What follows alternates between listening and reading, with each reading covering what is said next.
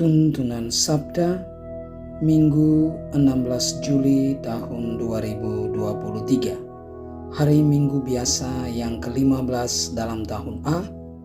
Injil Matius bab 13 ayat 1 sampai 23. Ayat emas ayat 16. Tetapi berbahagialah matamu karena melihat, dan telingamu karena mendengar. Bapa, Ibu, saudara-saudari, anak-anak umat Allah yang terkasih dalam Kristus. Hari ini kita merayakan Minggu Biasa ke-15 dalam tahun A.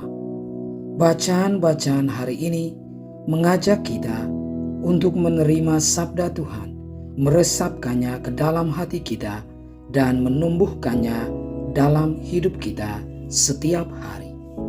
Kata Yesus, yang ditaburkan di tanah yang baik ialah orang yang mendengar firman itu dan mengerti, dan karena itu ia berbuah. Ada yang 100 kali lipat, ada yang 60 kali lipat, ada yang 30 kali lipat. Sabda Tuhan adalah benih kehidupan. Jika kita menanam benih dan memperhatikan serta memeliharanya, maka ia akan tumbuh dan menghasilkan makin banyak buah. Demikian juga sabda Tuhan. Sabda itu menjadi benih dalam hidup kita. Tuhan mengharapkan agar kita menyiapkan hati kita dan lingkungan kita agar benih itu dapat bertumbuh dan berkembang. Mari kita mendengarkan pesan Tuhan kepada kita melalui 3 poin penting dari perikop Injil hari ini. Yang pertama, hendaklah ia mendengarkan. Yesus menasihati pendengarnya untuk mendengarkan. Faktanya adalah saat ini sulit bagi kita untuk menghentikan apa yang sedang kita lakukan, mengesampingkan prasangka, kekhawatiran, dan kesibukan kita, lalu mendengarkan Tuhan. Namun, bagaimana lagi kita dapat berharap untuk mengetahui kehendak Tuhan, kehendak Allah bagi kita? Selama hidupnya di bumi, Yesus sering, seperti dalam perikop ini, berbicara dalam perumpamaan. Dia ingin kita berusaha untuk memahami pesannya dan menerapkannya dalam kehidupan kita. Itu adalah langkah pertama dan penting untuk memungkinkan Dia memasuki hidup kita melalui firman-Nya dan mengubah kita sehingga kita dapat menghasilkan buah.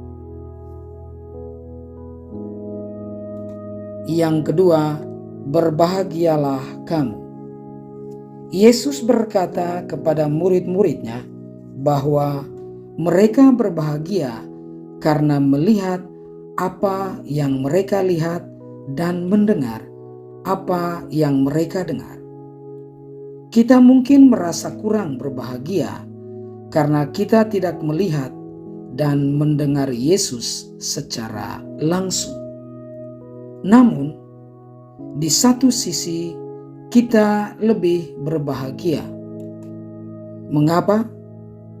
Karena murid-murid pada zaman Yesus harus berjuang untuk memahami pesannya. Itu adalah ajaran yang baru dan sulit, dan mereka adalah orang pertama yang harus menafsirkan, mengajarkan, dan menerapkan pesan ini. Kita memiliki keuntungan yang lebih dari orang-orang kudus dan cendekiawan yang dengan kehidupan dan tulisan-tulisan mereka telah menjelaskan dan menerapkan Injil lebih dari 2000 tahun. Kita memiliki Roh Kudus yang belum diterima oleh para murid ketika Yesus mengucapkan kata-kata ini. Kita memiliki kehadiran Yesus sendiri di dalam Ekaristi. Kita harus bersyukur atas semua karunia-karunia yang telah kita terima dan mengizinkannya untuk menghasilkan buah-buah di dalam hidup kita. Yang ketiga, 100 kali lipat. Jika kita mendengarkan pesan Yesus, baik di dalam kitab suci maupun dengan banyak cara tidak langsung, Ia menyatakan kehendaknya kepada kita di dalam hidup kita. Dan jika kita menghargai betapa besar karunia ini, kita harus menunjukkan rasa syukur kita dengan cara hidup kita. Kita harus menjadi tanah yang baik, yang menghasilkan buah 100 kali lipat. Itu berarti tidak hanya bertumbuh dalam iman kita dan hidup selaras dengan iman kita, tetapi juga melipat gandakan karunia itu dengan membagikannya kepada orang lain. Kita tidak boleh puas dengan menjadi baik dan tidak berdosa. Untuk menjadi orang Kristen yang baik, kita harus menyebarkan pesan Tuhan dengan cara apapun yang tersedia bagi kita dalam kondisi kehidupan kita. Setiap hari kita harus bertanya pada diri kita sendiri, apa yang telah saya lakukan hari ini untuk menyebarkan benih-benih Injil?